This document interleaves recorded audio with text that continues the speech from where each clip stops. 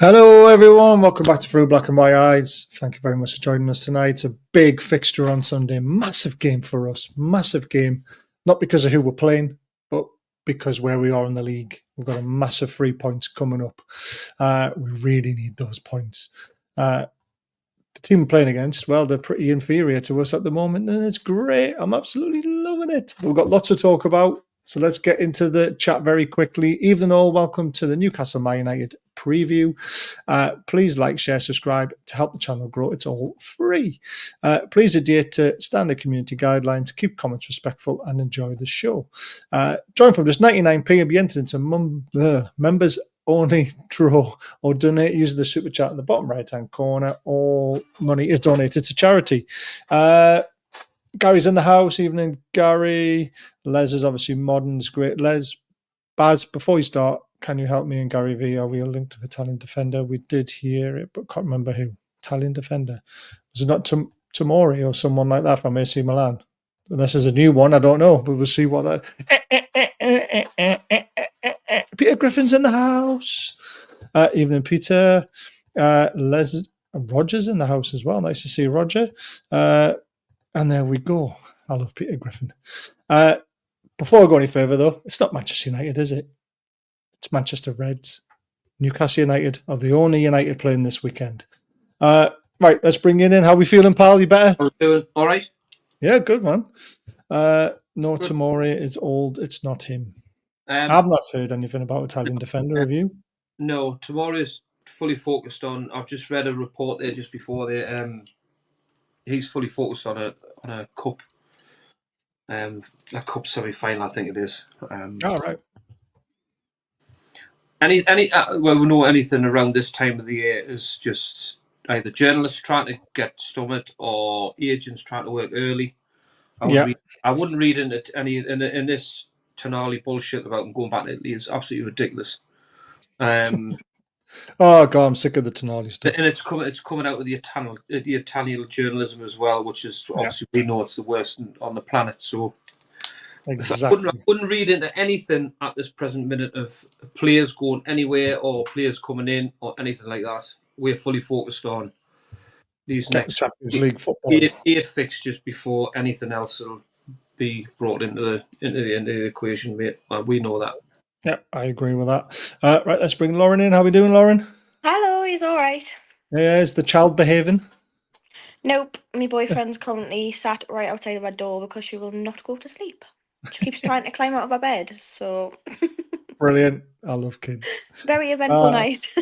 Sounds it. Right, we are playing Manchester Reds, Newton Heath, whatever you want to call them. They haven't been in great form, which is fantastic for us. 2-2 draw last night against Lyon. Last minute, 2 blunders from Owana, and I have heard rumours he might be getting taken out of the firing line. And the other rumours are in is that there's a very good chance Man United could rest a lot of first-team players because they're concentrating more on that cup competition than they're bothered about the league. And obviously there's a good reason why. It's Champions League football. If they win it, they're not going to get into Europe through the league positions at all. So they're putting all their eggs in that basket, aren't they? My one about this reverse psychology of what you've just said is, I don't think the players are good enough to rest anybody at any time because I don't think they can. The way they are playing, I just don't think they've got the authority to rest the smaller player, the bigger players, to bring so-called smaller players in to get any kind of result. Even that's in Europe, Baz. I mean, last night. Oh, I get that. Last night, this isn't the Man United of. If we were talking about Manchester City here, right, or Liverpool or Arsenal, I get that. This is Manchester United, and they're down that bottom of the table for a reason. It's simply because they haven't been good enough. And we've said for time and time again on regular shows that it's the worst Manchester United team we've seen in years, and it's proven. It's proven because that's the league position. Never ever tells lies. And last night's result, right? I still think it's a difficult place to go to. I really do. I mean, the goalkeeping blunder speaks for itself, right? But fair enough. But I thought two of them. But I don't think he's been the best goalkeeper about for. It doesn't matter if it was last night's game. If you look at his percentages over since he's actually signed for Manchester United, I think the Manchester United fans, if they're going to open their hands up and be honest about everything, I think that De Gea would always fit in before him. Oh yeah, 100%. He's a miles better goalkeeper than what they've brought in. And the reason I can't remember if Ten Hag brought him in, but I think it's been a big mistake bringing this goalkeeper in. I really do.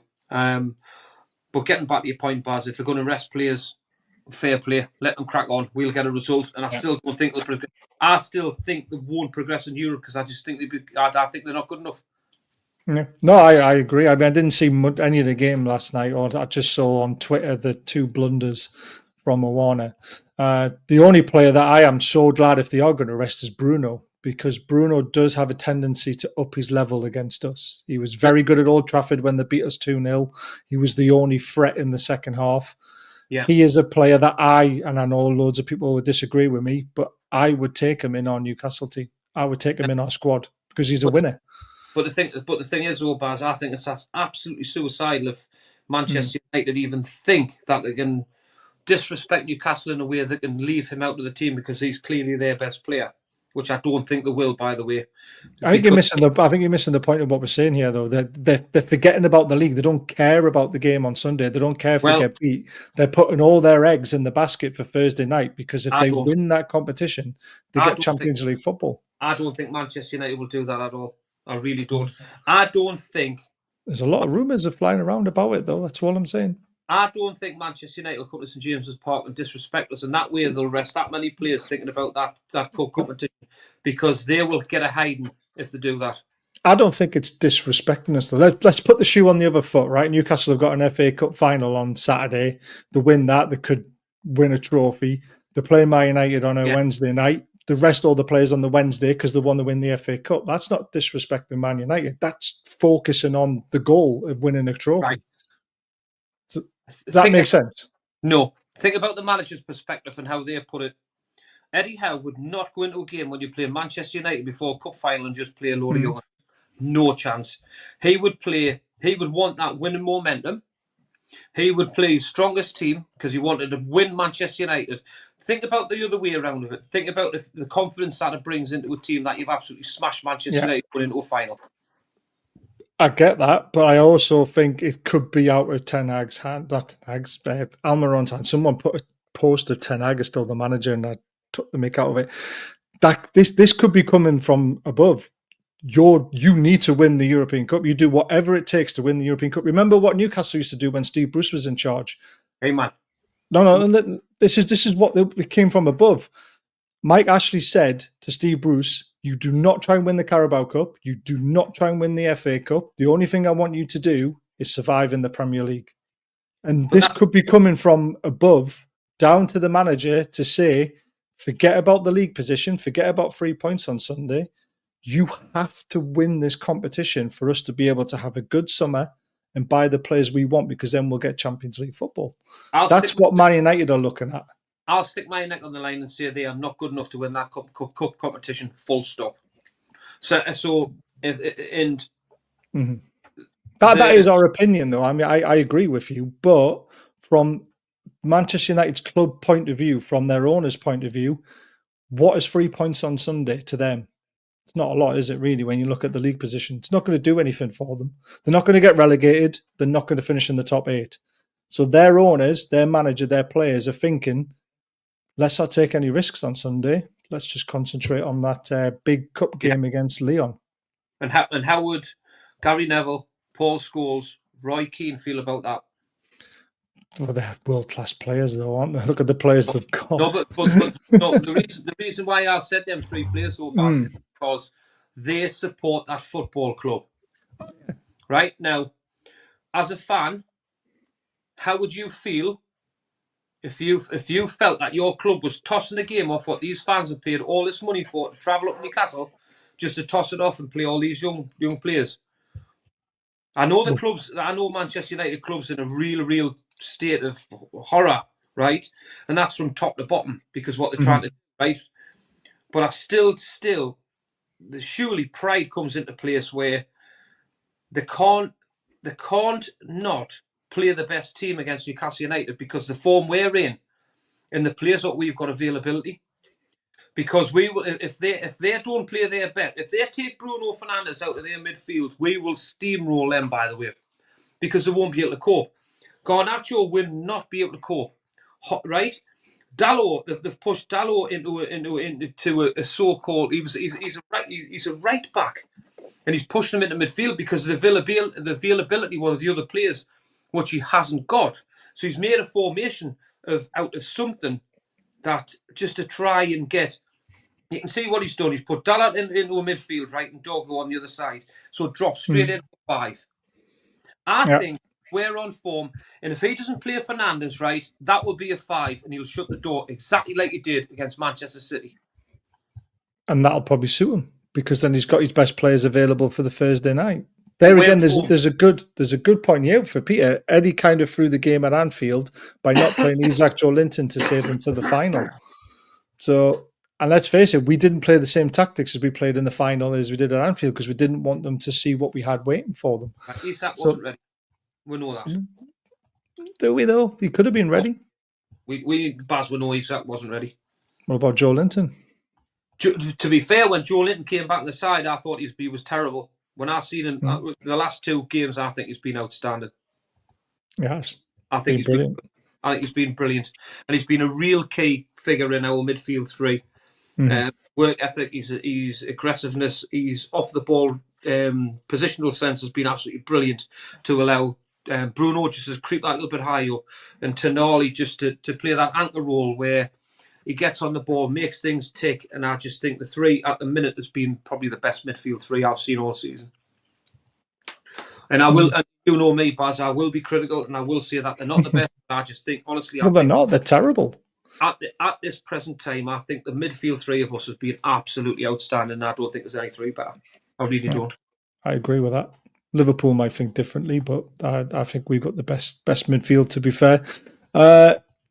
Sorry, Lauren, let's get you involved. Jason Tindall. It's fine. No, we've got to hear everyone's opinion.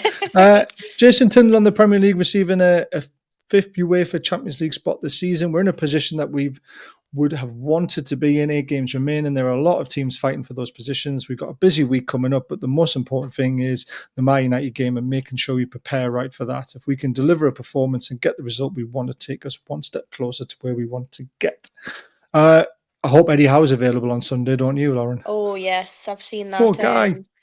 He's not well, bless him. So fingers crossed he gets a lot of bed rest. And hopefully, yeah. Give a bit of a chance for Jason Tindall to be in the spotlight, though, didn't it? Which he loves. True, he does love the spotlight, doesn't he? But we are in a great position, aren't we? I mean, when you think about it, we're literally, if we win our game in hand, we could be 1 point behind Forest. But fixtures could go our way tomorrow, but we'll have to wait and see. And we play on Sunday, and we could take advantage of that.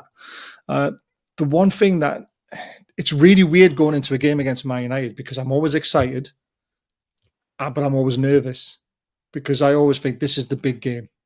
You know, this is the game I always love to see. Ever since we first came into the Premier League, and there was always to and fro between the 2 teams until obviously all the crap happened with us.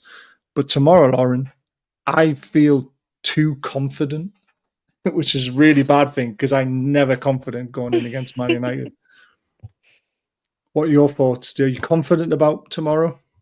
Sunday, sorry. It's Friday, isn't it? It's been a long day. It's been a long day. I still think it's Sunday tomorrow, but it's not. Don't wish the weekend away, for God's sake. It's got to be home. I'm at work on Sunday, so I'm excited to go to work. But yeah, I am feeling a bit confident, but I am feeling a little bit at the same time. But I am confident in the team, and fingers crossed we do get the win. I just want to hopefully hear our score because the atmosphere at work is amazing. So stop rubbing it in. Anyway, we're going to be there, aren't we? So it's all right. We're going to be inside it. We're going to be the ones that are making the noise. Makes a change. I'll hear you always for score. Well, when we do score. When we do score. It's not ifs or buts. There's no ifs or buts. Jason Tindall also went on to say, with 8 games to go, there are a lot of teams fighting for the same as we are. We can control our own performances and what we do. The most important thing is we approach every game as we have done all season and give our best account of ourselves. Hopefully that will be enough to achieve our end goal. Yeah. I mean, it is, isn't it, Ian? It's one game at a time. I know it sounds daft and it sounds obvious, but you know, if as long as we approach each game like we did against Liverpool in the final and prepare properly, I can't see us potentially losing a game. I know we won't win them all. You know, there's a couple of banana skins in there, maybe a couple of draws, but it's in our hands, isn't it? It's exciting. That's today's press conference. I think, was it not Eddie Howe sitting in Jason Tindall's body, or what he's supposed to say? Because it was very Eddie Howe-esque. Of you can tell that they work together because they just they just speak off the same script. Regarding going forward, Baz, I'm not interested in going forward. It's Manchester United for me. It's one game at a time for me. Get this one out the way on Sunday, which is.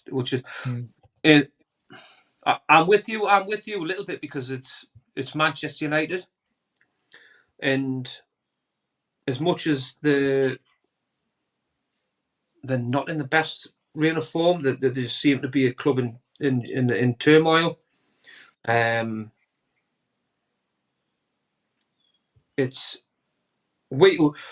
If we don't win on Saturday, I think it'll be more disappointing for us. But I still don't think it's going to be as what people think, because it's simply it's Manchester United. I would like us to approach the game as if it was a Manchester United of 10 years ago, which is it's quite difficult to do that, just simply because of the club stance. I don't want us to go there and think we're just going to steamroll them. I really don't, because I still think Manchester United's just got that. They can be on the day really. I mean, do you know what it is? We're talking about Manchester United here, sitting at 13th in the table. Yeah, 13th in the table. Talking Manchester United here. Exactly. We like them down there. Oh, we love it down there. Because the real reason is we like them down there is because they're not a threat to what we're doing at the top of the table. Well, look at last season. Last season they killed us, didn't they, with that Champions League positions? You know, and it's the year before the dinkness in the Carabao Cup where we didn't turn up. Didn't turn up, no. So again, when you're going, were Manchester United the greatest when we played in the Carabao Cup? I thought they were terrible, right? So this is the point I'm trying to make: is the way we were playing going into the Carabao Cup final when we played them that time. We had Champions League football going forward. We had everything we had momentum, everything going forward. But just Manchester United just turned us over. They didn't play very well. The good thing about it is we're at home. And different squad as well. When you think about 2 years ago in the Carabao Cup, who was playing in that game to what we've got now, it's very different. 1,000,000%, Baz, and I totally agree with you. And I'm just hoping that we keep the same momentum that we. I mean, it was my worry is after the final, which I said was that it was after the Lords made sure that we wouldn't. That was it. We've done it. We've won. And what else? God, do you know? Fair play to the players have actually kicked on. In my opinion, I think we've got better. I know we went to Leicester, and Leicester were very, very poor, but we went in and done an absolute professional did the job. Yeah.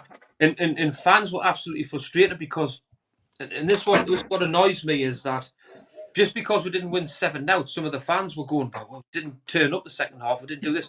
You don't have to, right? Your job's done. You just blitz them out the park. As long as we don't get any injuries, let's move on to the next one. And for me, a great away win.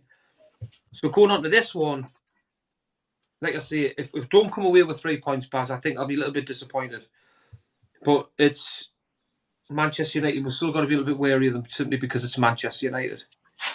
And just watching them over the last few games, I mean, I know they did score 2 on Thursday night, but again, they weren't great goals. They don't excite us at all. No, they don't. And the threat going forward is nowhere near what it used to be. You know, No. it's not.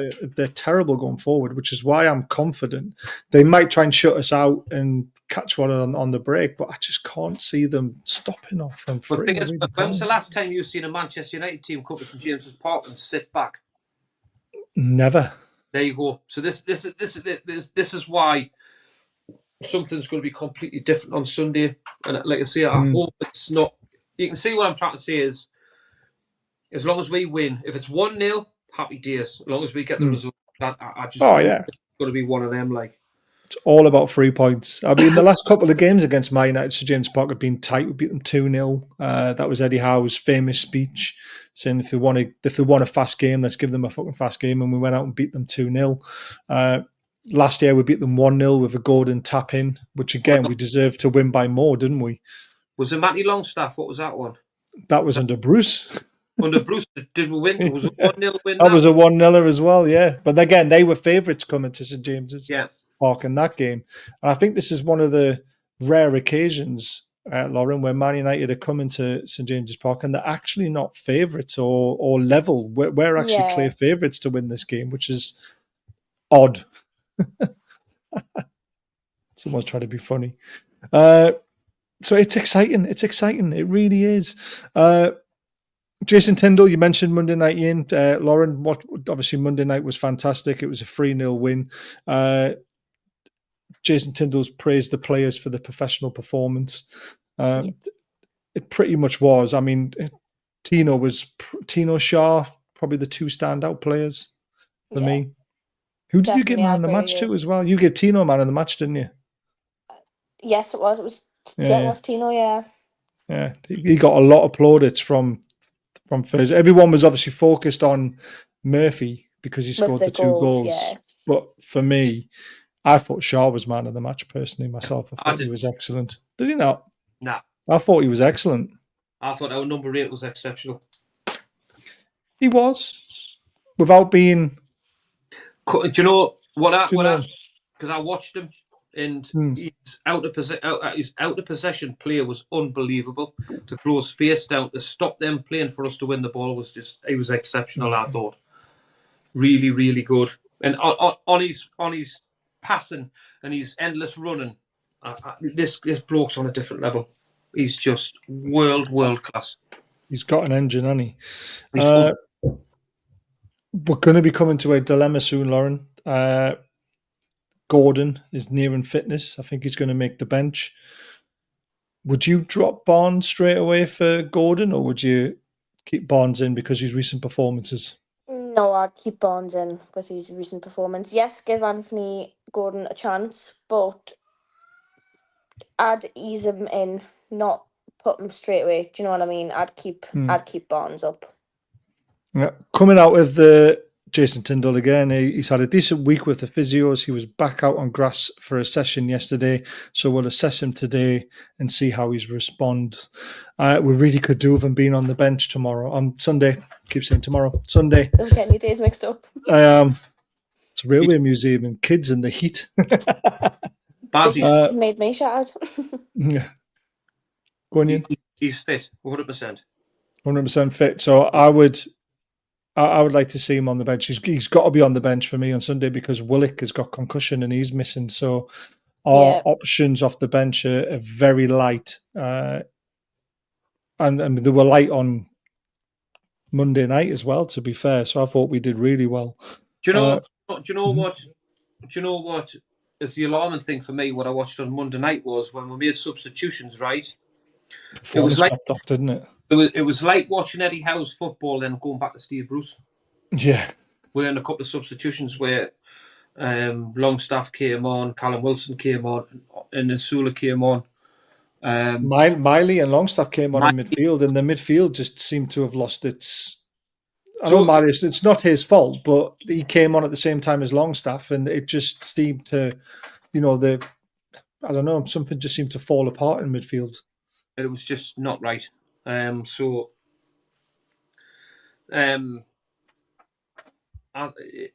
It will be probably unchanged, I would imagine, Baz. Definitely. Yeah, well, there's our lineup. I mean, this is what we've played the last couple of games. 3 games, actually. We've won 4 in a row now. think it's 3 in a row, 4 in a row. I think it's 4. Yeah, something like that. We've had one blemish, haven't we, where we got beat. When was that? I can't remember. It was. When was that? When did we get beat? I'm going to bring it up. This is mad. I can't remember. Fulham, I think. Who? Fulham, yeah. I know we got beat off Brighton. That's about right. Brighton is the blemish. Yeah, so we've won 4 and lost 1 in the last 5. Yeah. But we were beat off Fulham as well in the league. Yeah, we got beat off Fulham. We got beat off Brighton in the FA Cup, didn't we? So God, that was so long ago. Yeah. I know they weren't great, Peter, but the simple fact is they were thrown into a game where we were kind of sitting back a little bit and just seeing the game out. And when they came on, it, like I said, there was just no fluency at all in that midfield when they went off. I mean, Miley should have scored, by the way. If that was Isak, Isak would have scored. Yeah, I agree with that. In fairness, it looks like he's playing with concussion most games. Not a good smack around the napper confix. I like it. He hasn't been fantastic. I like Willock though. He could be sacrificed in the summer though. I hope not, because I like Joe Willock. I know, me too. Tell you what, Man United's form's not that bad in the league. I know that the performances aren't exactly fantastic, but they've drawn 2, won 2, lost 1, so it's not all doom and gloom for them. But yeah, there's unless there's an injury that we don't know about, this will be the lineup, won't it? Without a shadow of a doubt. This is what SofaScore's got Man United lined up like. I mean, there's Dalot there playing as a right winger up or right wing back. Drogo, I've not really been impressed with him. I mean, Maguire, Awana, if he stays in, Jesus Christ. And then Højlund up front, I thought he was going to get better, but he just looks like you've ordered Haaland off Wish. He's that bad. Xerxes, Garnacho. I mean, Garnacho, I don't know what people see in him. They keep saying, oh, we should sign him and we'll make him into a good player. No, he's got no end product. I mean, the guy can run with the ball. I'll give him that. But as soon as he gets near the box, he's like a jigsaw. Yeah. The only possibility out of that is De Ligt could be back. So that may change that may put them into a back forward, Dalot going back into right back. Possibly, yeah. That's the only thing I can see when I've looked through the injuries through the squad, and that's a possibility. But look at Bruno's rating for a team that's struggling so badly. Look how good Bruno's rating is, 7.60. Look at Jacob Murphy's. Jacob Murphy's overall rating this season is. Oh, why is it not coming up? Lineups. There we go.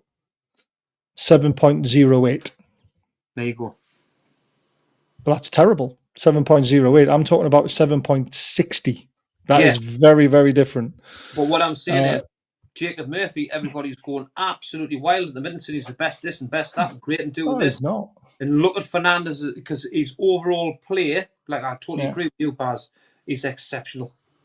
And I think the last time we played Manchester United, if he wasn't in that team, we would have won. Yes. And I think if he wasn't in that team, they'd probably get relegated. I'm telling you, he's a winner. He is. And he always seems to do something against us that makes them better. Yeah. So going back to you when you first said they're going to drop Fernandes, I don't think Manchester United are in a state of affair where they can physically afford to drop a player of his standard. All depends on the end goal, doesn't it? 3 points at St James's Park does nothing for their season, does nothing for next season for them. But if you rest those players and it turns out to be a masterclass and they beat Lyon on Thursday night and go on and win the Europa League, they're in the Champions League. They won't care if they got beat 5-0, 6-0, 7-0, 8-0 at St James's Park. They won't care. if I was just about to say, so if they drop Fernandes, we'll dig them 5 now. They won't care. Well, the fans will. The fans will. Don't get me wrong. I mean, if I was a fan of them going to St James's Park and watching them get beat 5-0, I'd be fuming on the day. But then if I saw the end goal and it ends up being Champions League football, I'd be going, well, it was just 5-0. It was one game. So what if they get beat in the final? Well, then you'd look back out and go, well, at least we got to the final. Big gutted. But I honestly, Baz, I can see what you're saying. If I don't think the club can play Russian roulette and do that, like, because there's a lot of football in between now and that final, whatever they're playing in. There is. I get that. I just think because it's 2-2, had they won 2-0 or 2-1, yeah, it might be different. But because it's 2-2 and it's on a knife edge, is it the quarter final? Yeah, it's a quarter. Yeah. So this is why they're getting itchy feet. What is the path? Is it like a path like the Champions League, or because obviously I don't know. So if Manchester United progress, who's the potential next opponents? Oh, I don't know. I'm not looked at it that far. Because obviously the Champions League is that way, isn't it? Yeah. Well, they've got. I mean, who's left in the competition? Spurs are in it, right? Spurs drew, didn't they? So Bordeaux. Not that as in Bordeaux, as in the French club, the Norwegian club, BODO, with that line through the O. They won 2-0 against Lazio at home. Rangers or Athletic Club, or Spurs or Frankfurt. That's Atletico Bilbao, isn't it?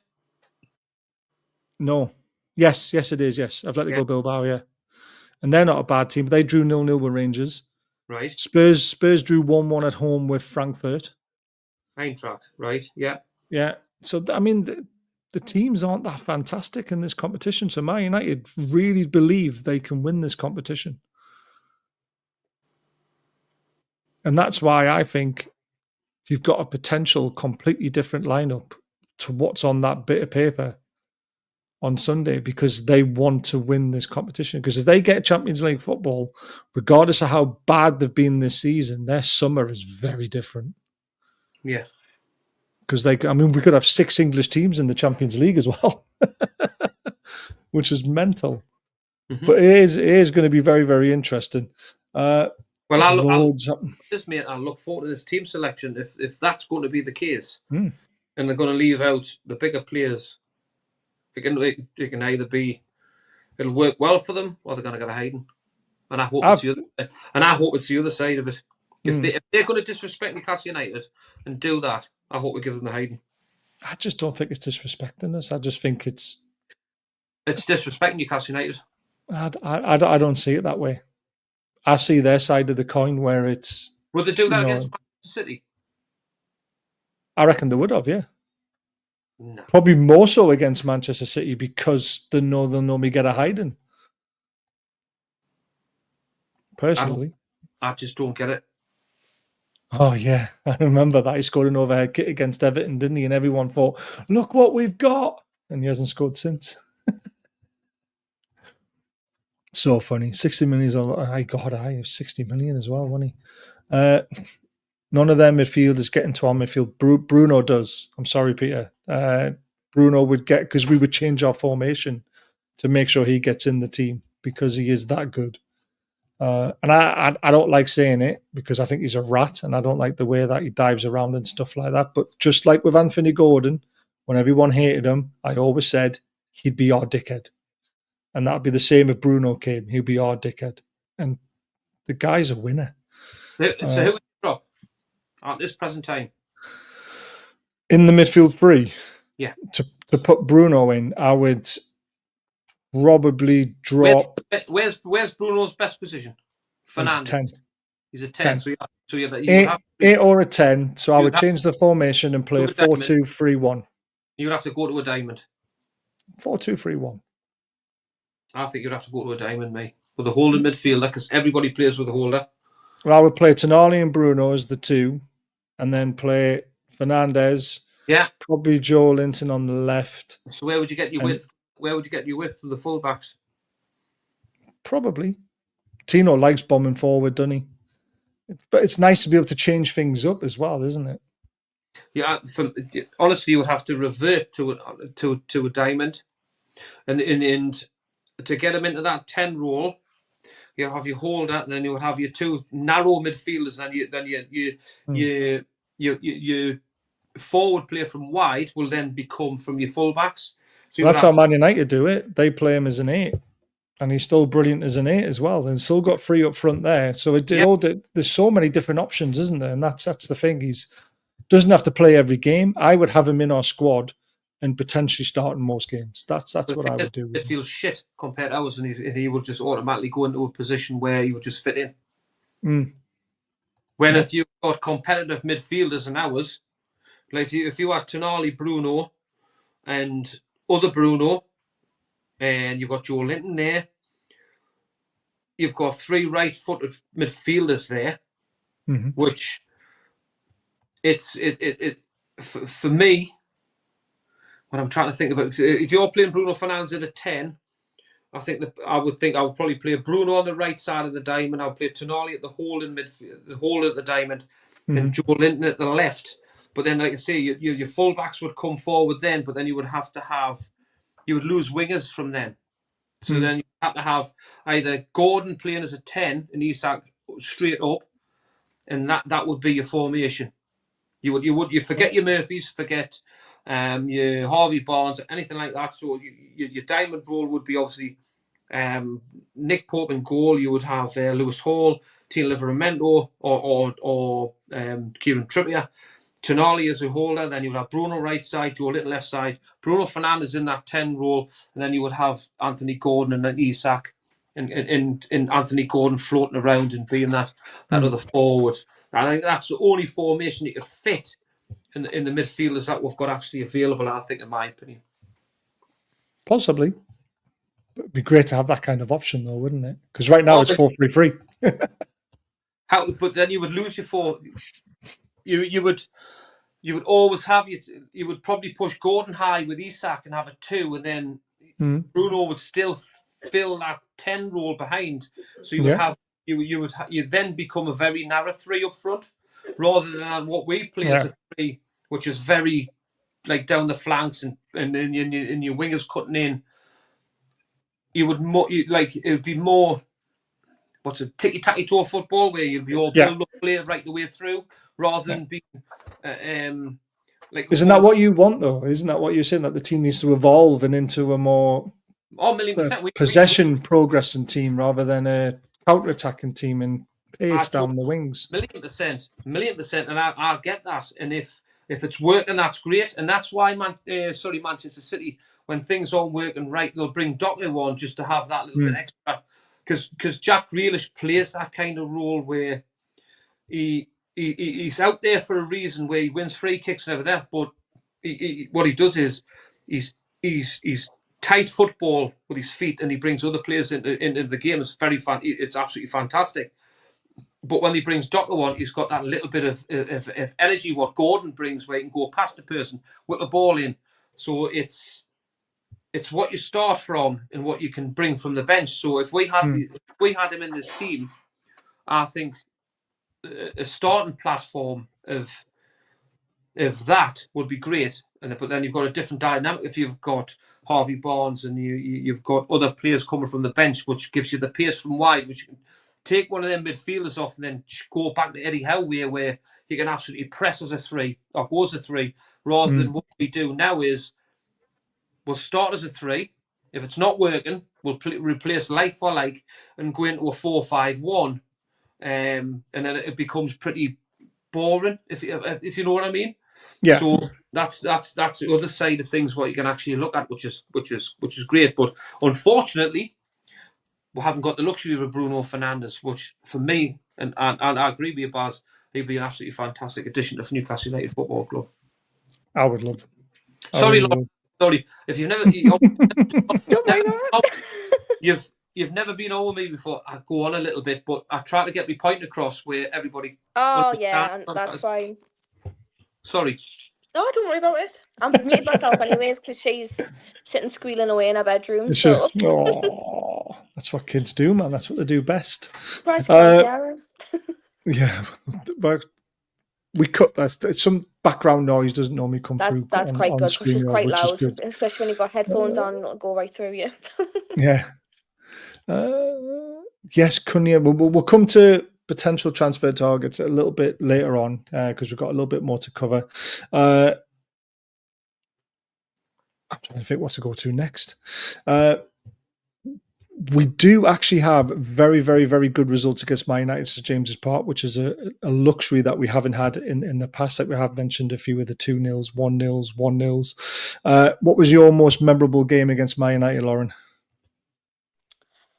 In recent times. In recent to be times. fair, you're too young to remember all the old ones that me and you know I was about. going to say, I don't think I remember all the old ones. But I'd say the most recent one.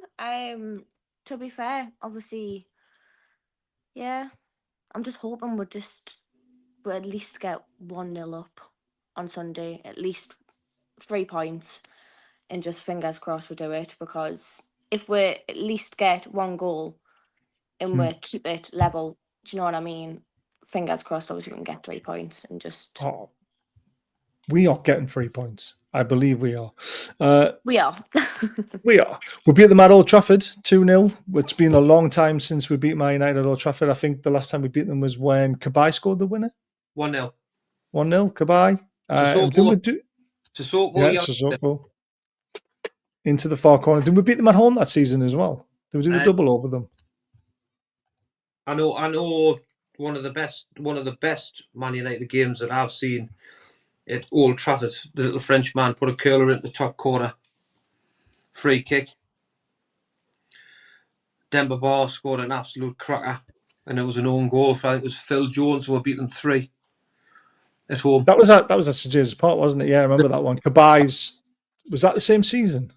That's what I'm trying to think, Baz. That's what I'm trying to figure out. That's what I've said that because it was obviously the Pardew era. It was great.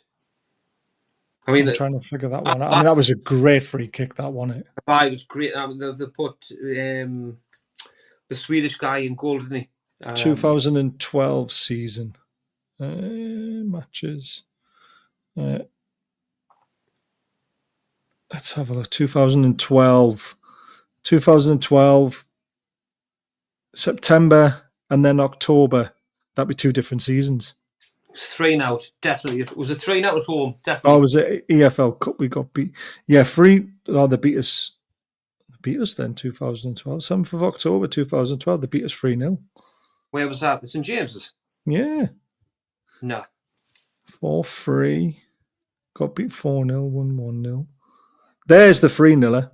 It was in January, 4th of January 2012. It was by Bar and own goal, wasn't it? Yeah. Yeah, Phil Jones. We didn't do the double over them, though, because we drew 1-1 and we had a player sent off at their ground. Who got sent off? It was... Doesn't tell you. Does it not? Because it was too long ago. Yeah, 2011. Somebody will know in the chat, surely, who got sent off that game. I would have been 10 when that happened. Thanks for that. We had Demba Ba, Ben Arthur, Gutierrez, Gouffry, Kabay, Obertan, Taylor, Colaccini, Taylor, Simpson, and Krul in goal. Played a 4-4-1. Doesn't say who got sent off though. It doesn't have the actual match details. That's a problem with SofaScore. If you go too far back, it doesn't tell you, but it says there was a red card. But then that was a 1-1, and then the 3-0 was a little bit later on in January. So played them in November, then January. So I don't think we've done the double over them for a very, very, very long time. This is the best chance we're ever going to have, isn't it? 1931, apparently. What, the last time we've done the double over them? Yeah. Really? Christ.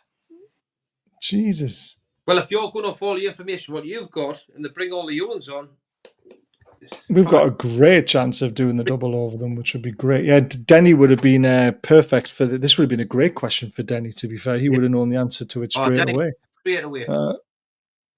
We might have had Santon too. Love Santon. I predict 1-0 on Sunday and a Warner own goal. Oh, when was this one? Oh, no, that was 2017, 2018. I'm sure Santon played in the yellow kit as well, actually, when HOWAY scored. Yes, he did. He did. Did Bernard need to play that? No. I think he was the next season afterwards, wasn't he? Right. Because didn't Anita come in after we got into Europe? We finished 5th that season. So it was 2013-14 for him, wasn't it? I think. Is that the year we got beat off Benfica in the quarters? Yes, that is. That's what we're saying. Bigger Romana from Coventry. Yeah. He wasn't a bad player, and they just went off the rails, didn't he? Great goal in Europe, and that was the first time. Did. Was when that was when the Russians started hoying all the money about in that cup, and was it Eto? Yes. I can't pronounce the Russian team who he was playing for, St James's Park, and Eto's in. He was dreadful, absolutely dreadful. Just got paid loads, didn't he? That's when Hulk went there as well, didn't he? He did. I think we beat them. Did we beat them 1-0 at home? Senate's in Petersburg. Is that the one? Oh, that the one that Hulk went to. That's when Sammy and Shola were playing. Yeah. Jesus. Gibber said today about doing the double over them. There we go. It's probably, I didn't hear that, but this could be the first time we do the double over them for a very, very long time. We got knocked out by Benfica, then went on to the derby, knackered a couple of days later and lost it. Oh, God, let's not talk about that. Don't want to talk about getting beat off the Mackhams at all. We don't talk about lower league football on here. Yeah, exactly. What the hell are they on about? Let's see if I've got anything in my little box of tricks about the double. Because I do have some stuff that was sent to me. Gordon, Botman, Lascelles, Hall, Willock, all missing, and Jamal Lewis is injured again as well. He come back off his loan, didn't he, from Brazil? Delit apparently not fit till next week, but you never know. Dalio, Martin, Tenez are out as well. I never thought I'd ever see this. Win probability, right? That's crazy. I've seen it. It's mad. 58% Newcastle, 22% a draw, and 20% Man United. I have never thought I'd ever see it like that, to be fair. Who was it? Mick in the chat who said 1930-31, and I've got it. So following their 2-0 win at Old Trafford in December, Newcastle are looking to complete their first league double over Manchester United since the 1930-31 campaign. It's crazy. How bad is that? Manchester United have lost their last 2 away Premier League games against Newcastle, last losing 3 consecutive visits in the league between 1969 and 1970. Jesus. Newcastle have won 4 of their last 5 meetings with Manchester United in all competitions, lost 1, as many as they had in their previous 41. Drawn 9, lost 28. It just shows you that, like, the way the balance is dropped with Man United and the way everything's looking good for us. It's absolutely mental. Head-to-head recently, beat them 2-0. They beat us 3-2. We beat them 1-0 and beat them 3-0. I think the 3-2, wasn't that Rafa Benitez at their ground when we went 2-0 up and we got beat 3-2? Ronaldo scored. Sure it was. That was a horrible game as well. That's just triggered my mind again. I went 2-0 up in a crack, yeah. Yeah, it was Mutu. Remember Mutu? Yeah, it was Mutu scored, definitely, yeah. And we should have had a penalty for a third when the penalty was turned down. Yeah, the arm went up in the air and everything. I remember it very well, and I was in the pub. We used to aspire to be what Man United were. We need to send a message out to them on Sunday to remind them how far we are ahead of them now. I absolutely agree, Michael. You were right, Mick. You were absolutely spot on. And thank you to Leslie for sending all the stuff as well, because she was able to double confirm it for me. Hashtag. I love Peter Griffin. I think it was Old Trafford, Mutu, and Kennedy scored the other one. That's right. Do you know can you remember everybody got so excited about Kennedy when he came? He was brilliant. When he was on loan for 6 months. Season. Jesus Christ. Yeah, I know. Chris Kavanagh will be the referee for Newcastle United's Premier League visit of Manchester United. 33 games, 182 yellow cards, 6 red cards. Fantastic. Assistant referee Lee Betts and Dan Cook. Sam Barrett, fourth official, and Peter Banks is the VAR, and Tim Wood, assistant VAR. Not particularly too happy about that. Governors can be... Yeah, a bit dodgy. Mm-hmm. Oh, apparently semi-automated offside technology for the first time in the Premier League this weekend as well. Oh, does it start tomorrow though? Yeah, but it's for us. It's our first game having it on the Sunday. So tomorrow. Why didn't they just wait till next season? So it starts tomorrow for the rest of the Premier League. Yeah. Watch match of the day. It'll be a cracker. Yeah, you're right. To be fair, because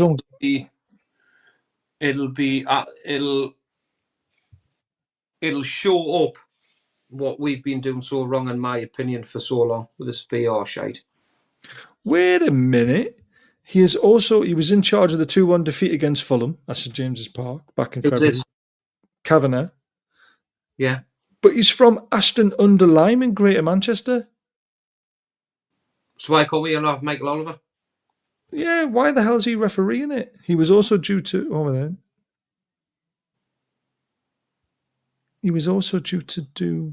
but the thing is game against Liverpool. He's from Manchester. No, but the thing is though, he can live there and say he supports Sunderland. True. And that's how he gets away with it.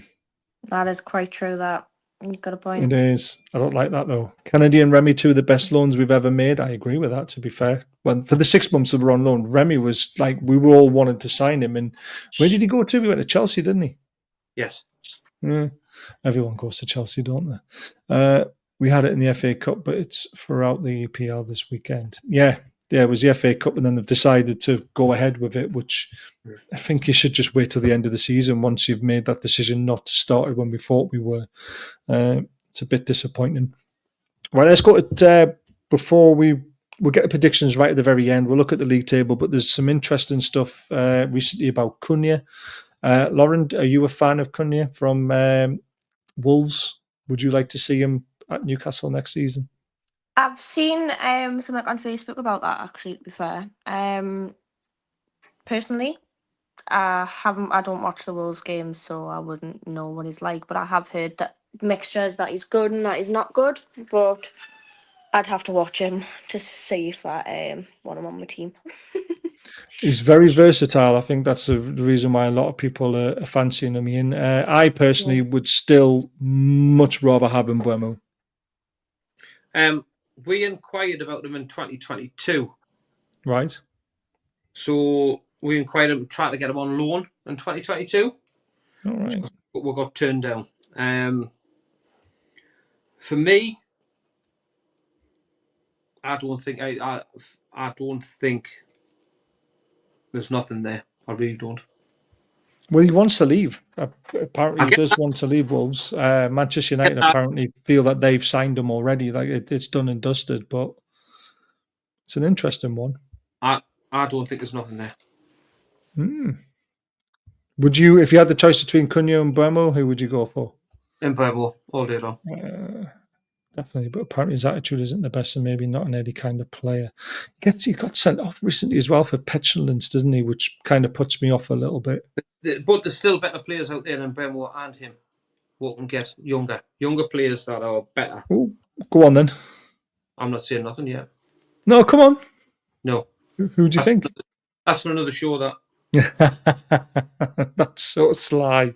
You sly little dog. Sly little dog. No, I've had a look at past. I've been flat out, as you know, but I've had a couple of forwards this week, and I'm not saying nothing until we get the right show. Nothing. Right. Fair enough. And I always give you what I get. So you do. Yeah. It can wait. What do you think of the German from Celtic? I don't really watch Scottish football. One of the best players that left Celtic went to Brighton. Yes, O'Reilly. Yeah, we missed out on him. Great player. Yep. I was banging on about him for how long, and everyone was like, "Oh no, he's not good enough. He's just playing in the Scottish League." I was just like, "Jesus Christ!" Great player. Do you know if potentially this could be Sean Longstaff's last season at Newcastle United? Yeah, I've heard that.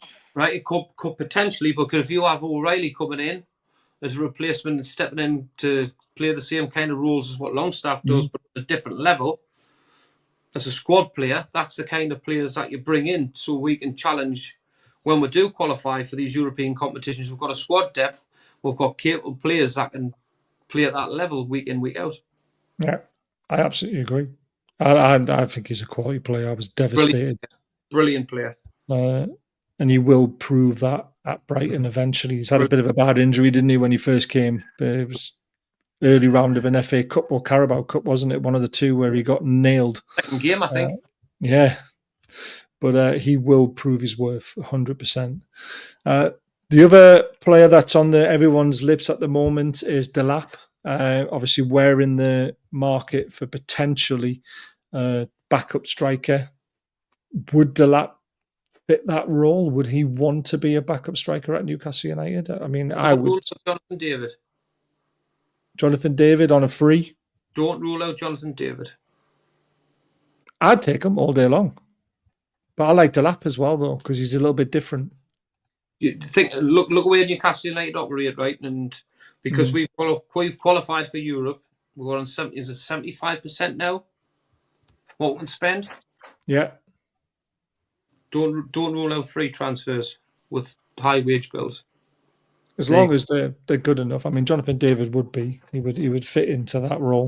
Why pay a relegation clause of what's he quoted at 30, 34, 35 million for Delap Ipswich? I think so, something like that. Why pay that when you're going to get David for nothing? True. Which we've already scouted him quite a few times, because we spoke about him a few times, didn't we? Numerous of times. This has gone on for a season and a half now for David. So, would you take a risk on Diblin? Tyler Diblin? Oh, 1,000,000%. Yeah. 1,000,000%. If I went through a summer transfer window, if we brought James Trafford in, Tyler Diblin, Jonathan David, I'll be over the moon. And a goalkeeper. Oh, Trafford. He said Trafford. Yeah. Right centre back, Hewson. No. Yeah, I think the price is overpriced. I would still go back in for Malik Chow, 1,000,000%. Yeah, I like him as well. 1,000,000%. And you're going to get him on a. I think the boat sailed for Hewson because we're going to have him for 15, 16 million £. 18, I think it was, wasn't it? 18 million £, and then now they're going to slap 50. Why would you? It's just a slap across your face. But if you're going to go in, Malik Chow I watched him against Real Madrid, right, and he was just outstanding. He really, really was. He was outstanding. Young, 21-year-old, 22-year-old German international. I think it's just a player that Eddie Howe would love. He would development into an absolute. Do you know what the worrying thing is for me? Forget your right-sided centre half. It's how Sven Botman comes back. He's had 2 operations now, minded, within the season. Well, it was a very minor one on his knee, wasn't it? It was just to take out a bit of rubbish in his knee. It wasn't exactly like a I'm going to be out for months and months and months and months. Sort of thing, which is good. Look at Baz. I pray to God that we see the very, very best of Sven Botman again, because he's absolutely outstanding. Oh, I agree. Yeah, he's had 2 operations where we don't know, and that is the reality of this is we simply don't know how he's going to come back. We've got to trust everything what goes on. So the right-sided centre back is, yes, it's aging. I get that. For me, you've got to keep a close eye on Sven Botman as well. Yeah, I agree with that. I do agree with that. Club will be as well. I really will. I do. Right, looking at tomorrow, and obviously our game coming up on Sunday. Personally, I think it's a must-win on Sunday, and I'll tell you why. Brighton are playing Leicester at home. Pardon me. Forest are playing Everton at home. Villa are playing Southampton away. The only one that's got a difficult game is Brentford. They're playing Arsenal away. And then you've got Chelsea at home to Ipswich. And you've got us at home to Man United. So virtually every single team around us has got a very good chance of winning their game of football. So 3 points for me is a massive must on Sunday. Yeah. And this is the reason why, obviously, the league table shows it. We're sitting in 5th in a great position. We've still got that game in hand, of course, but if we can get to 56 points and hope someone doesn't do the business at the weekend. You know what I wouldn't put it past it Ipswich getting a battle and draw at Chelsea because they're so inconsistent. Is that like you? I know exactly how your brain works. And that's why you're laughing. Because what you do is you'll mathematically take that result away from that, so you'll go if Newcastle win, we'll just go above them. Yeah, I know how it works. But I can honestly see Ipswich potentially getting a battling point because they're Delap will want to prove a point, won't he? No, stop playing football for Ipswich. Kicking it in the back of the net. Well, everyone else is going to win, aren't they? So I've got to try and find a silver lining somewhere from it, haven't I? So there's the league table. This is what results could mean for us at the weekend. So what is your prediction, Lauren? Oh, I love it how you come to me first.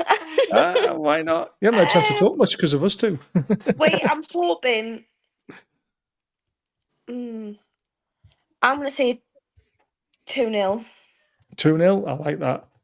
It's a very good optimistic, result. And I'm going to say 2-0. I'll be happy with at least 3 points. Do you know what I mean? Like, we need the 3 points. But I am being optimistic, and I'm going to say 2-0 because of how we've been playing at the moment. Yeah, thank you.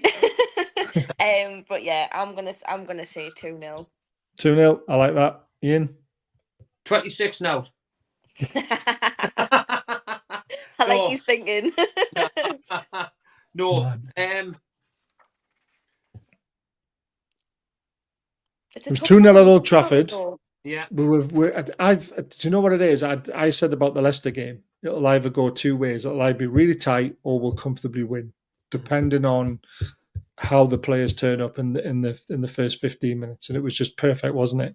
I think this result it's the sort of same thing trying to predict something without seeing the team sheet, because we've obviously heard the rumours that potentially Man United are resting players.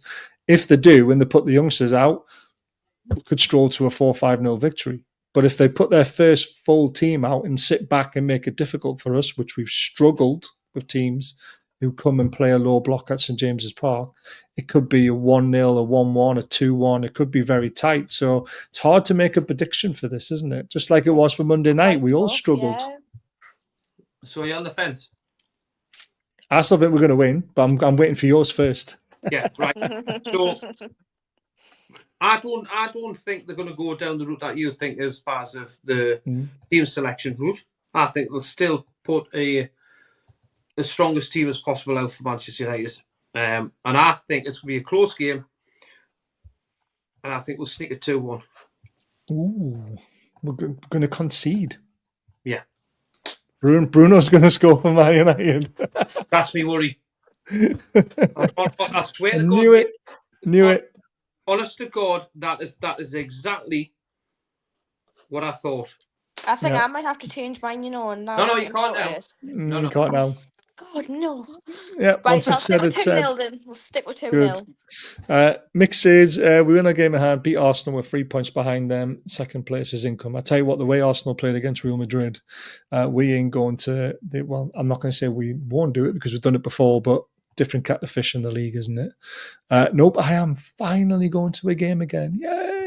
Mick's going 3-0 as well. Man United and low block never thought I'd ever hear. Exactly. This is why it's uncharted territory for Newcastle United going into this game, because we have never faced a Man United team that's in such a poor run, such poor form, and don't scare me.